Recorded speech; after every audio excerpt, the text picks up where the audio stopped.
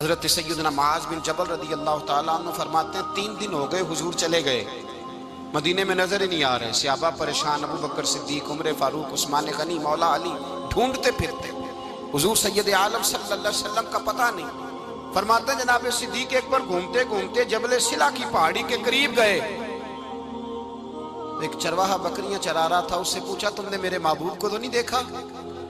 تو کہنے لگا مجھے نہیں پتا تمہارے محبوب کون ہے۔ ایک آدمی آج 3 دنوں سے غار میں رو رہا ہے،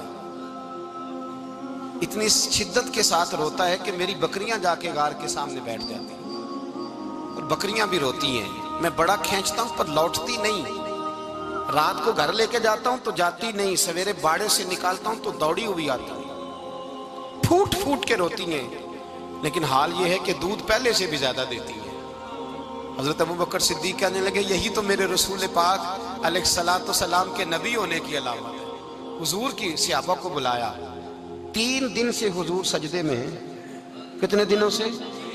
یہاں سجدہ لمبا ہو جائے تو امام کے پیچھے لوگ بھاگنے لگتے ہیں کہ صاحب آپ تو فارغ ہیں، مجھے تو ڈیوٹی پہ بھی جانا تھا۔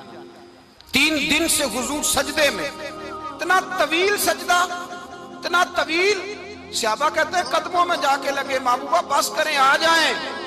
حضور نے فرمایا رب نے سورہ ہود نازل کر دی ہے، سخت حکم آ گئے ہیں۔ وہ کہتا ہے میں تیری امت سے حساب پوچھوں گا، میں اپنے رب کو منا رہا ہوں، بکر جاؤ مجھے منا لینے دو۔ حضور نے ہمیں بتلایا ہے کہ رب کو سجدہ کریں تو رب مانتا ہے، اس کو منانے کا طریقہ سجدہ کرنا ہے، جھکنا ہے، عبادت کرنا ہے۔ کہا وہ مانے گا تو میں آؤں گا۔ تڑپ گئے صحابہ۔ اور ایک روایت ایسی بھی ہے کہ جب بات نہ بنی تو حضرت فاطمہ سے عرض کیا، حضرت فاطمہ شام کا سناٹا چھایا، اپنے آپ کو کپڑوں میں لپیٹا، دائیں بائیں شہزادوں کے لیا تو حضور کی بارگاہ میں گئی، کہنے لگی محبوبہ بس کریں گھر آ جائے، مدینہ سونا ہو گیا ہے، مسجد نبی کی دیواریں بھی روتی ہیں، یا رسول اللہ ستون مجھ سے آپ کا پوچھتے ہیں گھر آئیں۔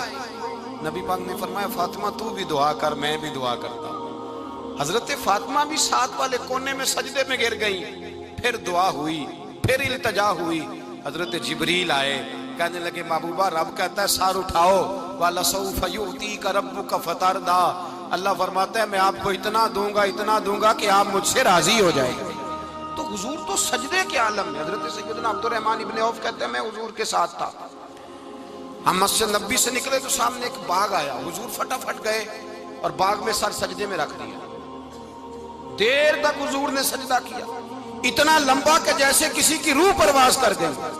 کہتے ہیں میں حضور فارغ ہوئے تو عرض کی حضور اتنے لمبے سجدے کی وجہ؟ تو فرمایا میرے پاس جبریل آئے تھے اور انہوں نے کہا یا رسول اللہ رب کہتا ہے آپ کا جو امتی ایک بار درود پڑھے گا اللہ اس پہ 10 رحمتیں نازل کرے گا، اللہ اس کے 10 گناہ معاف کرے گا، اللہ اس کے 10 درجے بلند کرے گا۔ تو میں نے کہا سجدہ کر کے شکر نہ ادا کر لوں؟ اس بات پر میں سجدہ کرنے لگ گیا۔ اس بات پر ایک دوست کے ہاں بیٹا ہوا، مجھے کہنے لگے مبارک ہو بھتیجا آیا ہے، میں نے کہا خیر مبارک۔ بڑے عرصے کے بعد اللہ نے نوازا، میں نے 5 کلو مٹھائی بھیجی آپ کی جانب، دوستوں کو کھلا دیجیے گا۔ میں نے کہا اور کتنی بانٹی ہے؟ کہنے لگے منوں کے حساب سے۔ باقی معاملات کیسے؟ کہنے لگے کیا بات ہے، غریبوں کو، مسکینوں کو، لاچاروں کو، سب کو دیا ہے۔ تو میں نے کہا نفل کتنے پڑے؟ کہنے لگا ٹائم نکالتا ہوں۔ میں ٹائم بیٹا کس نے دیا؟ شکر کس کا ادا کرنا تھا؟